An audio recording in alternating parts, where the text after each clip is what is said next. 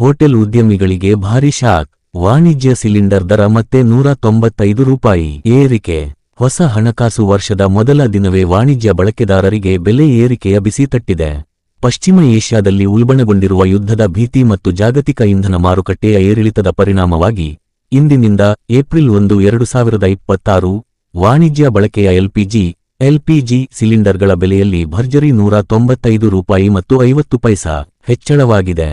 ಈಗಾಗಲೇ ಸರಬರಾಜು ವ್ಯತ್ಯಯದಿಂದ ಕಂಗೆಟ್ಟಿದ್ದ hotel, restaurant ಮತ್ತು ಸಣ್ಣ ಕೈಗಾರಿಕೆಗಳಿಗೆ ಈ ಬೆಲೆ ಏರಿಕೆಯು ಗಾಯದ ಮೇಲೆ ಬರೆ ಎಳೆದಂತಾಗಿದೆ.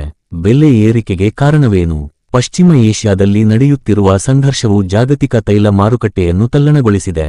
ಅದರಲ್ಲೂ ವಿಶೇಷವಾಗಿ ಫೆಬ್ರವರಿ 28 ರಂದು ಇರಾನ್ನ ಸುಪ್ರೀಂ ಲೀಡರ್ ಅಲಿ ಖಾಮಿನೇಯಿ ಅವರ ನಿಧನದ ನಂತರ ಪರಿಸ್ಥಿತಿ ಮತ್ತಷ್ಟು ಗಂಭೀರಗೊಂಡಿದೆ.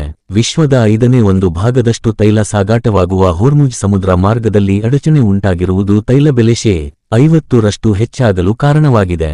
ಇದರ ನೇರ ಪರಿಣಾಮ ಭಾರತದ ಇಂಧನ ಕಂಪನಿಗಳ ಮೇಲಾಗಿದ್ದು, ಬೆಲೆ ಪರಿಷ್ಕರಣೆ ಅನಿವಾರ್ಯವಾಗಿದೆ. ದೇಶದ ಪ್ರಮುಖ ನಗರಗಳಲ್ಲಿ ಇಂದಿನಿಂದ ಅನ್ವಯವಾಗುವ ವಾಣಿಜ್ಯ ಸಿಲಿಂಡರ್ ಬೆಲೆಗಳು ಹೀಗಿವೆ.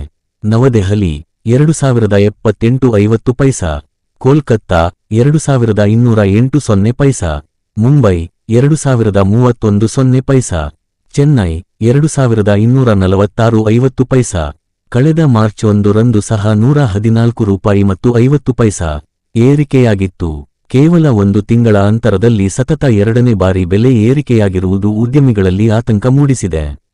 ವಾಣಿಜ್ಯ ಸಿಲಿಂಡರ್ ಬೆಲೆ ಏರಿಕೆಯಾಗಿದ್ದರೂ ಸಾಮಾನ್ಯ ಜನರಿಗೆ ಅಲ್ಪ ಸಮಾಧಾನದ ವಿಷಯವೆಂದರೆ ಗೃಹ ಬಳಕೆಯ 14.2 ಕೆಜಿ ಸಿಲಿಂಡರ್ ದರದಲ್ಲಿ ಯಾವುದೇ ಬದಲಾವಣೆ ಮಾಡಲಾಗಿಲ್ಲ. ಮಾರ್ಚ್ 7 ರಂದು ₹60 ಏರಿಕೆಯಾದ ನಂತರ ಅಡುಗೆ ಅನಿಲದ ಬೆಲೆ ಸದ್ಯಕ್ಕೆ ಸ್ಥಿರವಾಗಿದೆ. ಇಂಧನ ಸರಬರಾಜಿನಲ್ಲಿನ ವ್ಯತ್ಯಯದಿಂದಾಗಿ ಈಗಾಗಲೇ ಹೋಟೆಲ್ಗಳು ಮತ್ತು ರೆಸ್ಟೋರೆಂಟ್ಗಳಿಗೆ ಸಿಲಿಂಡರ್ ಸಿಗುವುದು ಕಷ್ಟವಾಗಿದೆ.